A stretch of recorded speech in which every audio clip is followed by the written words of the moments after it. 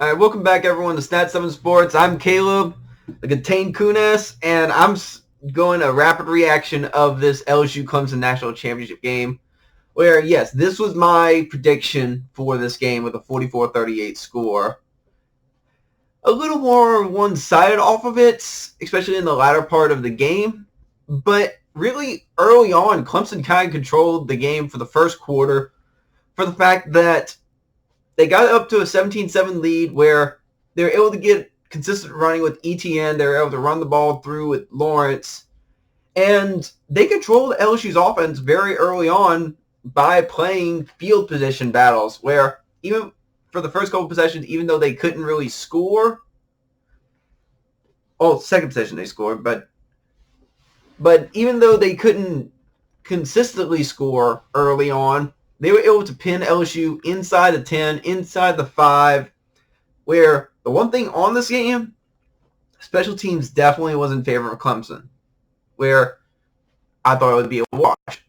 But with the actual score for the rest of the game, once Clemson went up 17-7, LSU kind of just ended up taking control, going on a little bit cruise control for the fact that after you got things rolling with Burrow, getting Burrow to Chase, Burrow to Jefferson, Burrow to Marshall, Moss, Clyde.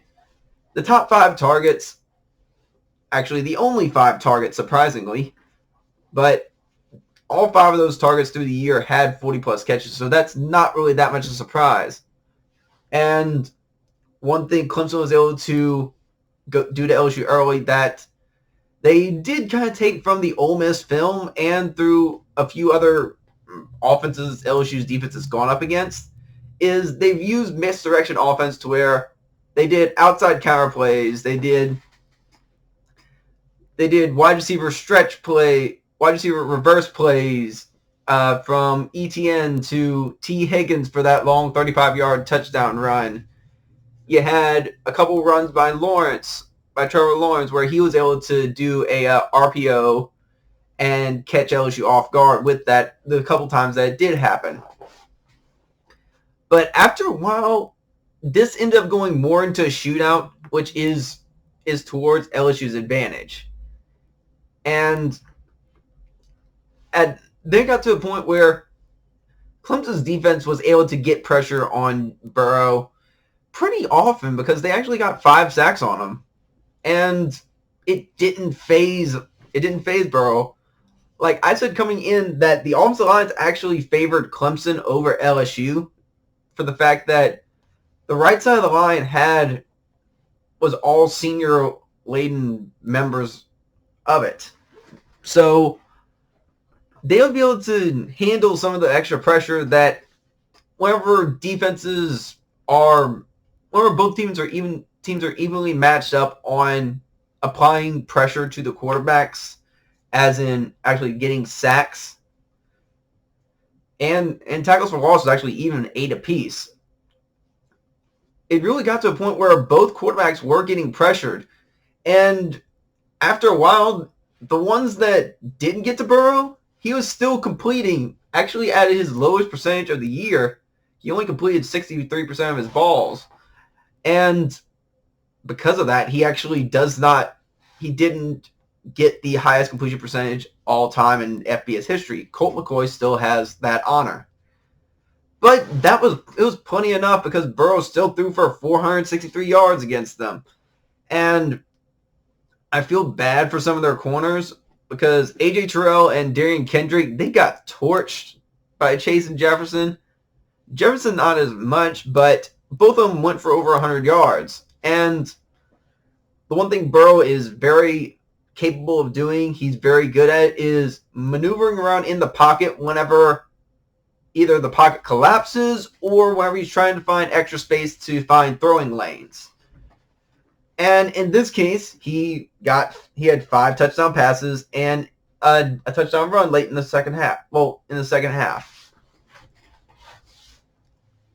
Now, one thing that Trevor Lawrence actually struggled with, though, is for the fact that, yes, he's only played one really competent team overall before this with Ohio State. Yes.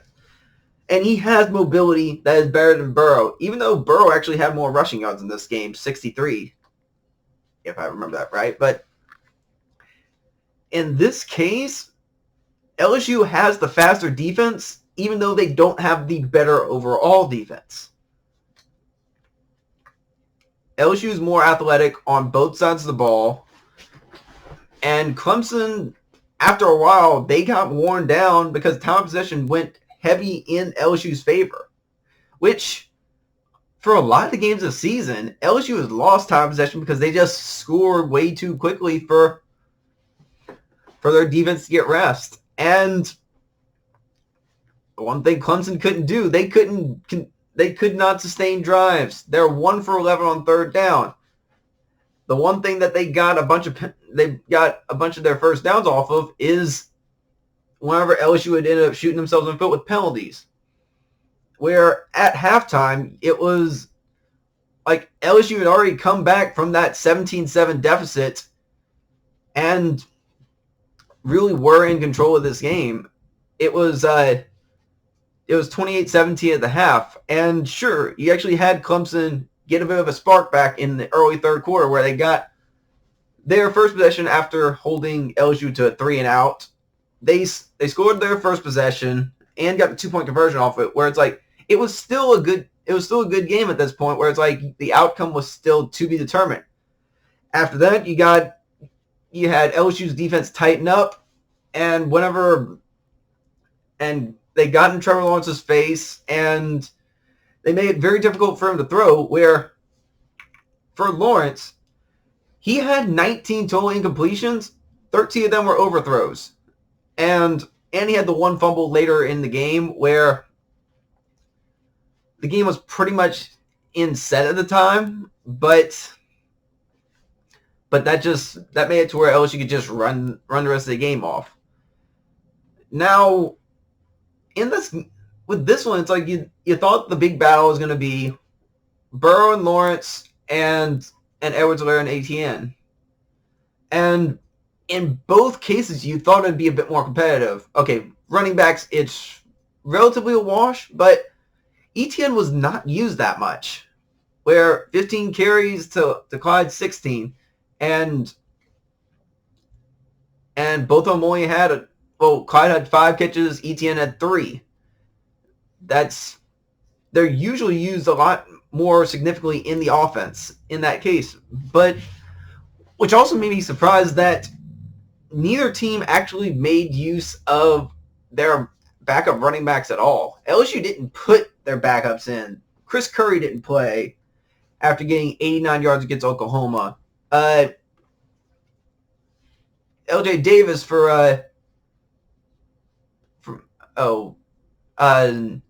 Clemson's backup quarterback only had 1 carry for a -1 yard. So they were a completely non-factor. And Clemson defensively, where after a while, they were able to actually, early on, they were able to contain Clyde Edwards-Helaire whenever he was running.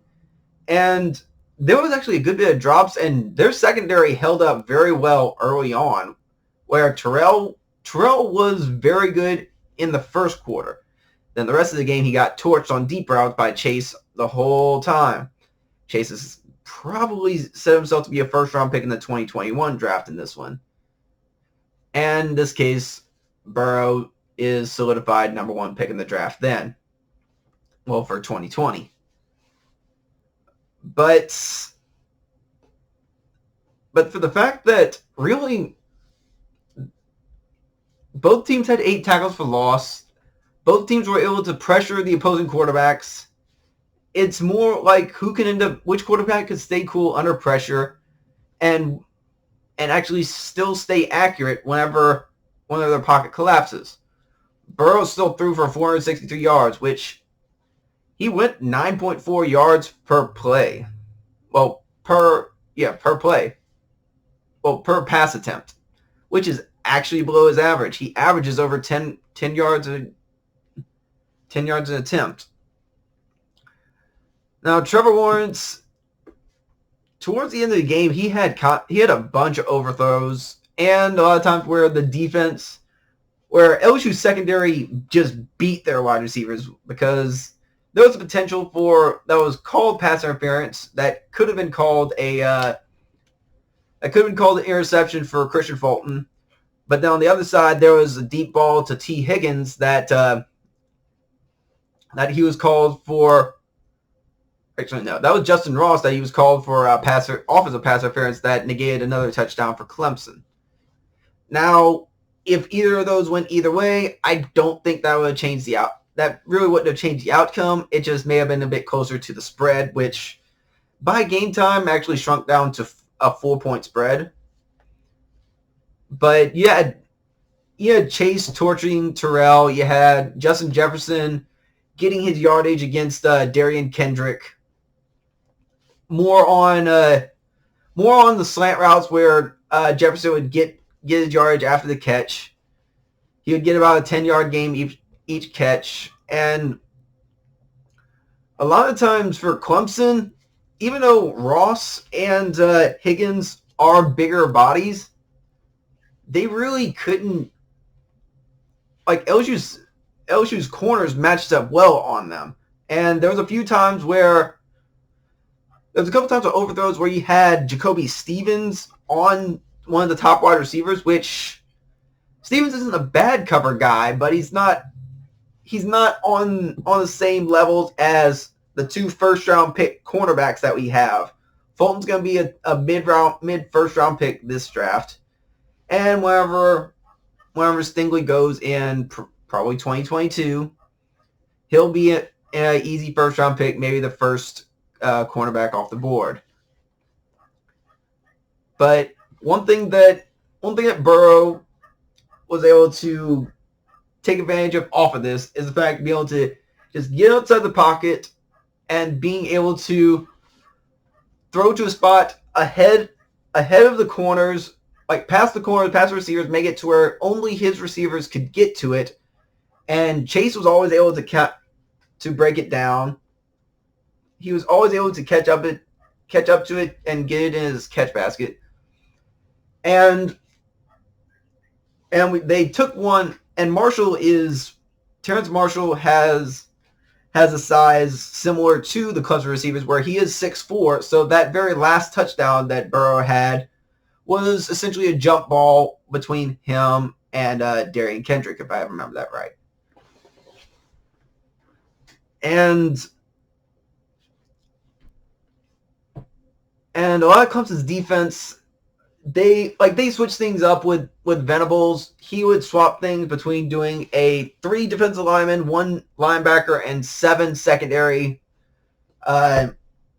defensive alignment, where they would constantly adjust their blitz scenarios, going from a 3-4 to a 4-3, and then with that 3-1-7, and then saying 5 or 6 on a blitz, and confusing the offensive line at times, and getting Burrow on the ground pretty often.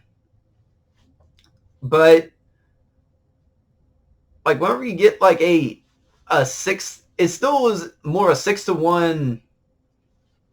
Actually, if you go with the passes he was sacked between all his other attempts, it was pretty much a 10-1 ratio where Burrow was able to get away and get passes off. Some being throwaways. He couldn't have a throw.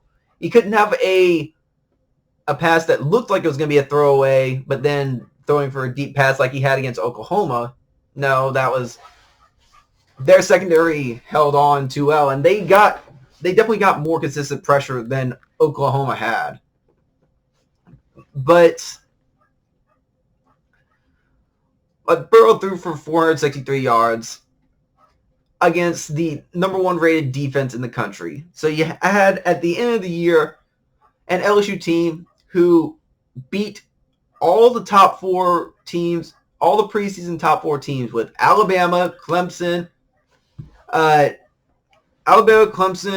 Georgia, and Oklahoma. Yes. And 3 of them would be back-to-back to end the season. So you have the 29-game win streak of the reigning national champion Clemson Tigers going down. where you're not going to say that Clemson didn't deserve to be there, unlike a lot of their schedule made it think of, because they beat Ohio State. That game was a very good game where it was competitive all the way, and short calls here or there. We could have gotten Burrow going against his old school, which would have been probably an even bigger storyline. But I'm just going to enjoy this win off it. Enjoy the national championship. It's been 12 years. And with that, I'll end up coming back to more college football, kind of an off-season recap of more likely SEC and other top teams. I may end up doing a full top 25 off of it. If not, I'll at least do an off-season of the top 4 teams of the playoff. I'll do a recap of the SEC. And I'll give a lot of the draft updates where who's staying, who's going, how teams are going to end up adjusting for this coming 2020 season. And what do we need to prepare for next for different teams that are going to be very competitive near the playoff system for the following year. But for now, the next video I'll make will be a bit late, but it's also going to recap this past weekend's NFL playoffs. But until then, I'm Caleb. This is Stat7 Sports. I'm the Contained Kunas, and I'll see y'all later.